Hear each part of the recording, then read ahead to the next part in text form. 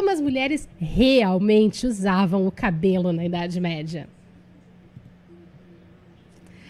Pelo amor de Deus, eu sei que vocês adoram, tá? Uma mocinha medieval de cabelo semi-preso, com seus cachinhos caindo sobre o peito. Eu sei que essa vibe de donzela de novela das 6 é muito apelativa, mas isso aqui é uma bosta, tá?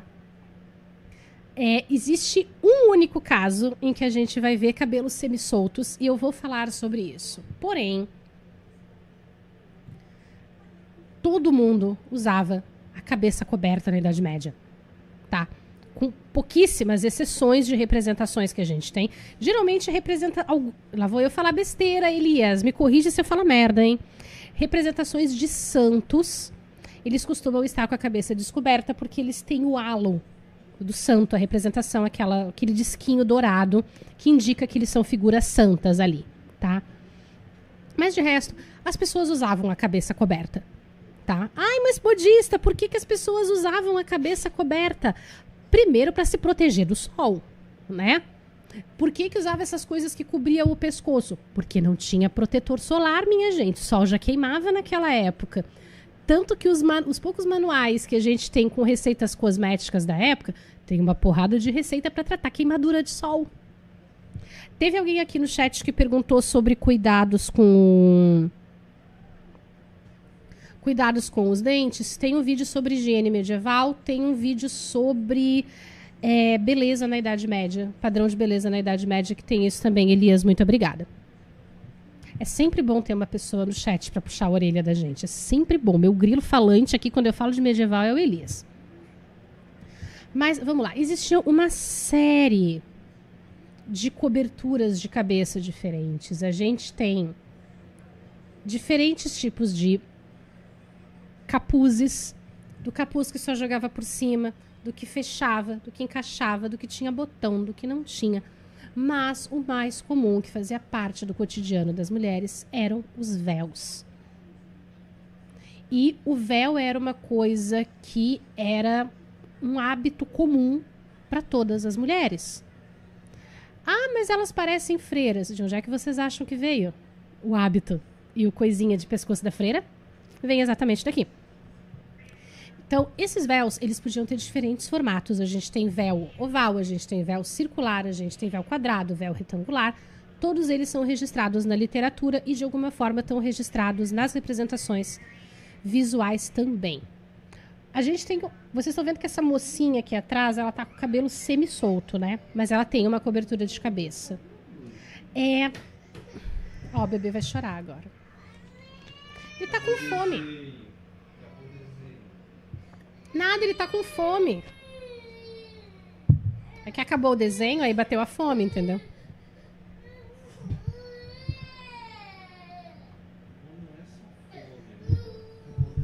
Não, é que acabou o desenho, aí ele lembrou que tá com fome. Tá, então vamos lá. Vamos falar sobre a colocação desses véus. Modista, para que servia o véu? O véu era um mecanismo de proteção também, tá? Como as mulheres utilizavam, era um padrão que as mulheres tivessem os cabelos compridos, porque isso é uma coisa que está relacionada à feminilidade. Casos em que as mulheres não tinham o cabelo comprido, em caso de doença, quando era necessário fazer o corte. Tem alguns poucos registros de que o corte de cabelo pudesse ser aplicado como punição, mas não parece ser uma coisa geral. E quando as mulheres faziam... Peraí só um pouquinho, gente.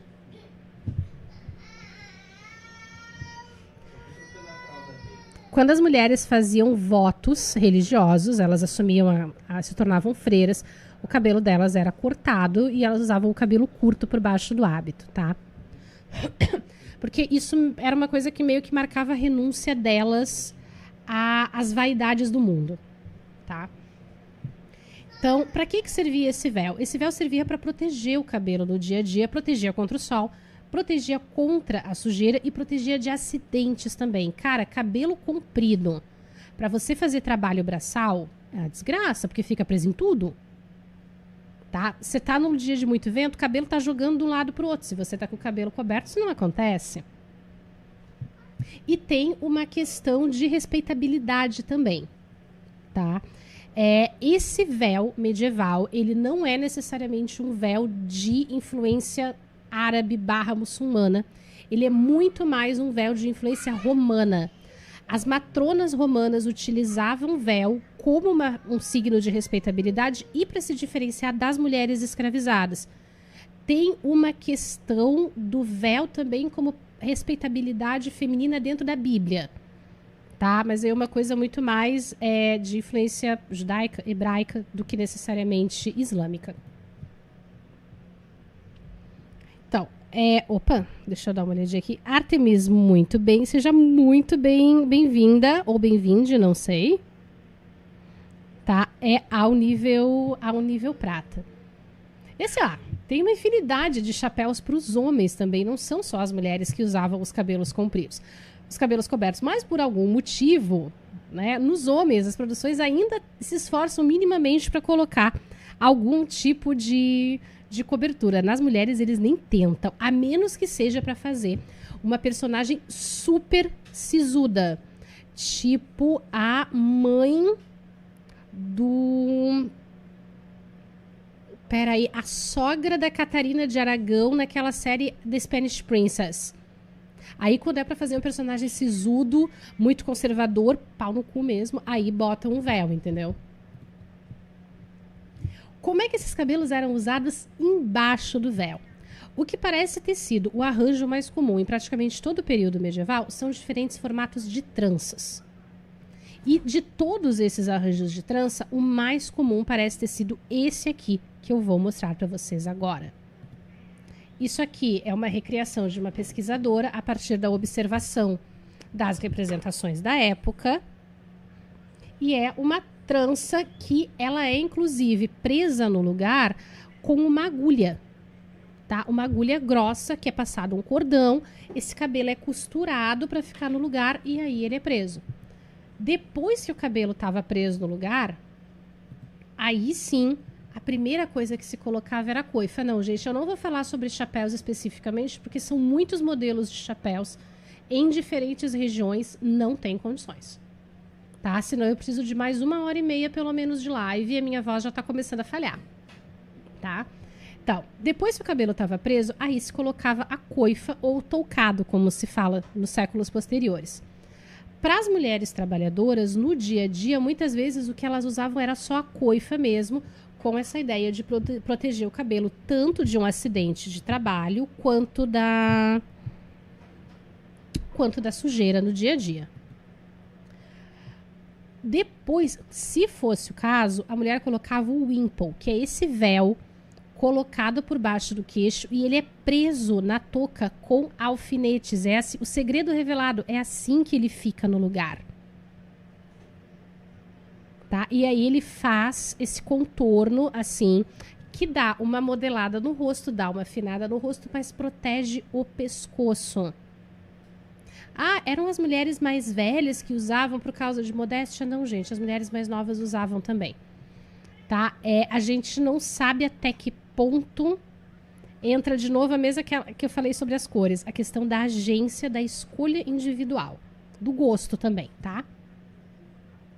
E aí, por cima disso, aí podia ser colocado um outro véu. Tá? Ou melhor, colocado um véu, que aí esse caía sobre as costas, esse já protegia os ombros e ele fechava o conjunto.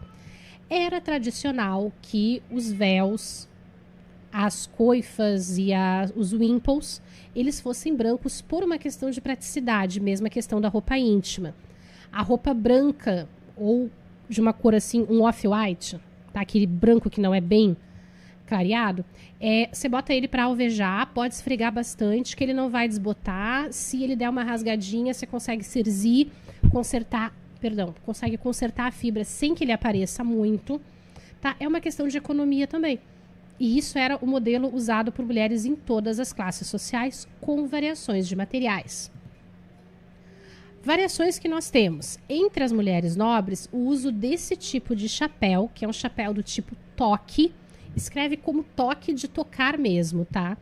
E aí um wimple, que era preso no chapéu, e um véu, que era jogado para trás e preso no chapéu também.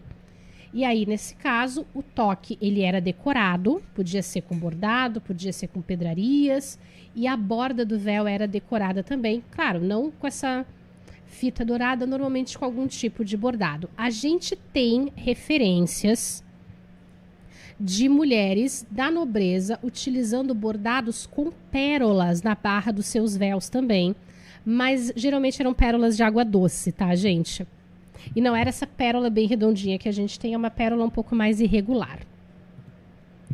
Uma outra possibilidade que nós temos também são os barbetes, que igualmente eram usados pelas mulheres de classe mais alta, que é uma faixa presa embaixo do queixo, mas ela não cobre o pescoço, e aí o véu era colocado por cima, ou essa outra faixa aqui em cima que fazia tipo uma tiara que fica de pé. E aí a gente tem o que eu falei, o caso específico dos cabelos semi-soltos, que parece ter sido uma coisa que era característica de algumas mulheres da nobreza em alguns lugares específicos, especialmente na Alemanha, tá? Do que hoje é a região da Alemanha, de utilizar o barbete, um chapéuzinho com a borda ondulada e o cabelo semi-preso, tá? Nunca completamente solto. Não era bem visto o cabelo completamente solto desde a antiguidade, gente, tá? Os gregos não viam com bons olhos o cabelo solto, os romanos não viam com os bons olhos. Os chamados povos bárbaros, as mulheres não usavam o cabelo solto de qualquer maneira, elas trançavam o cabelo também, tá? E em alguns pontos da Europa, ali por volta dos anos 1200, já estava rolando o início de uma associação do cabelo completamente solto com a prostituição, que é uma coisa que vai se fortalecer nos séculos seguintes na Europa, tá? Então, você que escreve fantasia, você que escreve romances de época, pelo amor de Deus, não me bota tua mocinha de cabelo solto, a menos que tu queira fazer dela uma prostituta.